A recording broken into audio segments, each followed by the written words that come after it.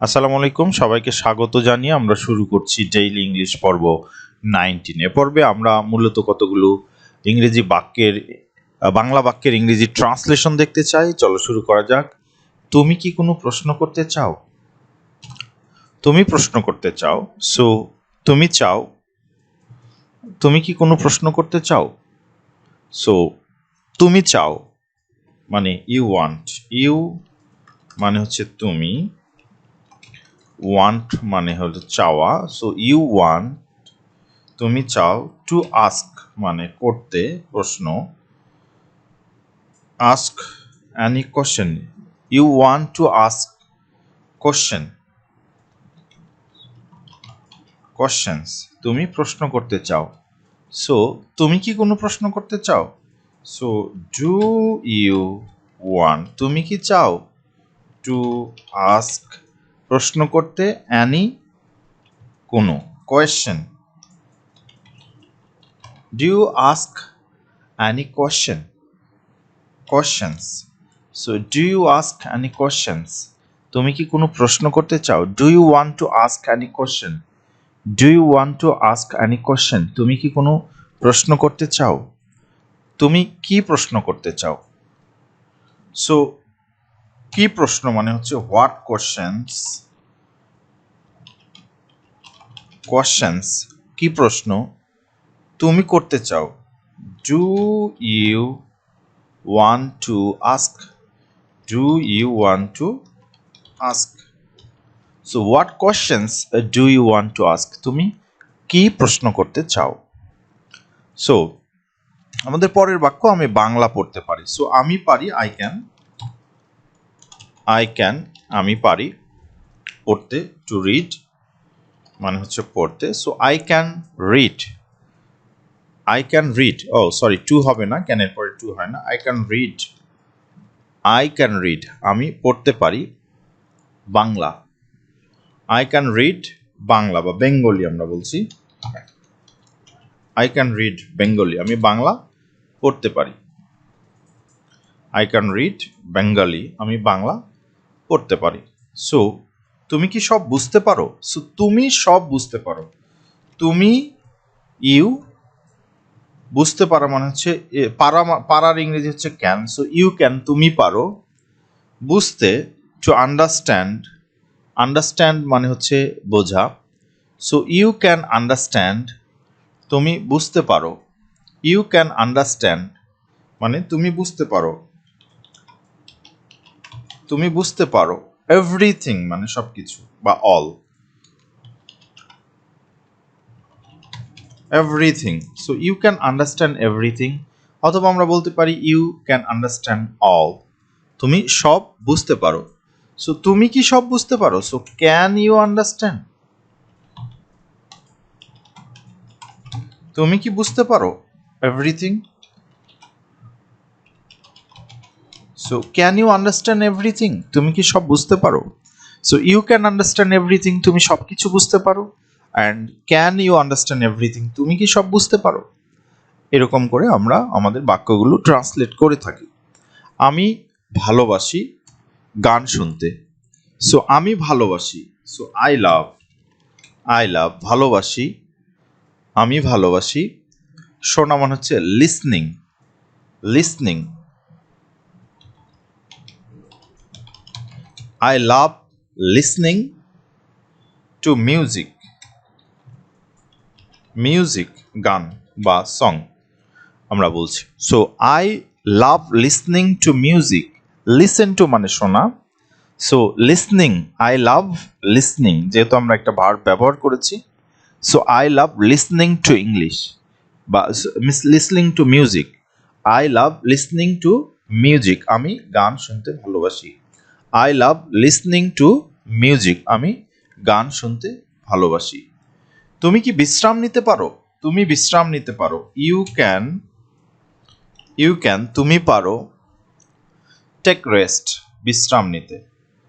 You can rest আমরা বলতে পারি, রেস্ট এটা বলতে পারি। ইউ ক্যান রেস্ট মানে বিশ্রাম নেওয়া। সো আমরা এটাও বলতে পারি ইউ ক্যান টেক রেস্ট অথবা আমরা বলতে পারি you can have rest, you can have rest মানে হচ্ছে তুমি বিশ্রাম নিতে পারো। সো তুমি কি পারো, সো ক্যান ইউ বাকি অংশ, সো ক্যান ইউ রেস্ট অথবা ক্যান ইউ টেক রেস্ট অথবা ক্যান ইউ হ্যাভ রেস্ট মানে তুমি কি বিশ্রাম নিতে পারো, আমরা যে কোনোটাই বলতে পারি। সো আমি বাংলা লিখতে পারি, সো আমি পারি এর ইংরেজি হচ্ছে আই ক্যান, আমি পারি, আই ক্যান আমি পারি লিখতে, রাইটিং, অথবা আমরা বলতে পারি আই ক্যান, আমি বাংলা লিখতে পারি, so I can write, I can write আমি লিখতে পারি, I can write in Bengali, কারণ বাংলায় লেখে, আসলে বাংলা লেখা মানে হচ্ছে বাংলায় লেখা, সো ইন বেঙ্গলি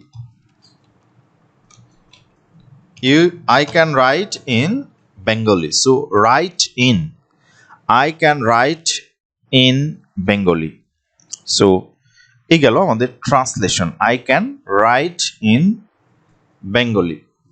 ধীরে কথা বলো, ধীরে কথা বলো, সো ধীরে মানে হচ্ছে স্লোলি, সো স্পিক স্লোলি আমরা বলবো স্পিক স্লোলি, স্পিক স্লোলি মানে ধীরে কথা বলো, তাহলে আমরা বলবো স্পিক মানে বলো, স্লোলি, স্লোলি মানে ধীরে, so speak slowly, speak slowly মানে হচ্ছে ধীরে কথা বলো, স্পিক স্লোলি। আমি কথা বলতে চাই না, সো আমি কথা বলতে চাই না, আমি চাই না, আই ডোন্ট ওয়ান্ট অথবা আই ওয়ান্ট নট আমরা এটাও বলতে পারি, আই ডোন্ট ওয়ান্ট,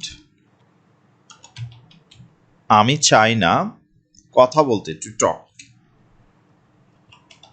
আমি কথা বলতে চাই না, I don't want to talk, অথবা আমরা এইভাবে বলতে পারি আই ওয়ান্ট নট, আমি চাই না টু টক কথা বলতে,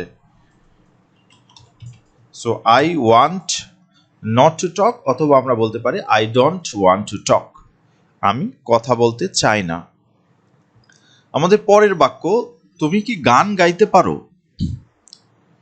তুমি কি গান গাইতে পারো, গান গাওয়া মানে সিং, সো তুমি গান গাইতে পারো, ইউ ক্যান তুমি পারো, সিং আ সং তুমি গান গাইতে পারো, বাট তুমি কি গান গাইতে পারো, তাহলে আমরা বলবো ক্যান ইউ, তুমি কি পারো সিং এ সং, গান গাইতে, তুমি কি গান গাইতে পারো, can you sing a song, তুমি কি গান গাইতে পারো। তুমি কি গান গাইতে পারো,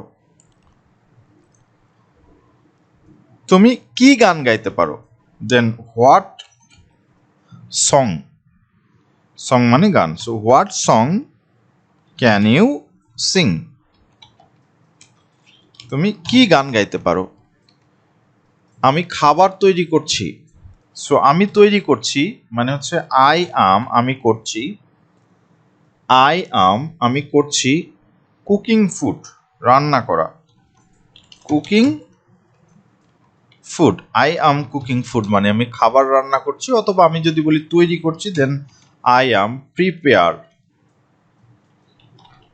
প্রিপেয়ারিং ফুড, প্রিপেয়ারিং ফুড আমি খাবার তৈরি করছি বা প্রস্তুত করছি। সো এইভাবে আমরা আমাদের ডেইলি কমিউনিকেশনগুলো কন্টিনিউ করব। লার্নিংয়ের ক্ষেত্রে আমাদের খুব কনসাসলি বিষয়গুলো দেখতে হবে যে আসলে কি ধরনের বাক্য আমরা ব্যবহার করছি আর কি ধরনের ট্রান্সলেশন তার জন্য আমরা করছি, এটা খুব খেয়াল রাখতে হবে। যদি আমরা এটা খেয়াল রাখতে পারি এবং আমরা যদি এটা ডেইলি প্র্যাকটিস করতে পারি, তাহলে সেই ক্ষেত্রে আমাদের কমিউনিকেশনের স্কিলটা খুব দ্রুত তৈরি হবে। সো আমাদের কাজ হচ্ছে রেগুলার এগুলো দেখা, শোনা এবং বলা। আমরা যতক্ষণ না বলবো ততক্ষণ পর্যন্ত আমরা কিন্তু ভালো হ্যাবিচুয়েট হতে পারবো না, অর্থাৎ আমরা অভ্যস্ত হতে পারবো না। অর্থাৎ আমরা যখন কমিউনিকেশন করতে গিয়ে এই সেন্টেন্সগুলো ব্যবহার করতে চাইবো, তখন সেন্টেন্সগুলো আমাদের মুখে আসবে না। সুতরাং তোমাদের কাজ হচ্ছে রেগুলার এগুলো দেখা, শোনা এবং বলা, এবং সিচুয়েশন অনুযায়ী আমাদের যে সব শব্দ বা বাক্যগুলোর ব্যবহার করা প্রয়োজন সেগুলোতে অভ্যস্ত হওয়া বা এগুলোর অভ্যাস শুরু করা। সো তোমরা যারা ভিডিওটি দেখছো সবাইকে ধন্যবাদ। যারা সাবস্ক্রাইব করনি তারা অনুগ্রহ করে সাবস্ক্রাইব করো, আর যারা অলরেডি সাবস্ক্রাইব করেছো তাদেরকে ধন্যবাদ।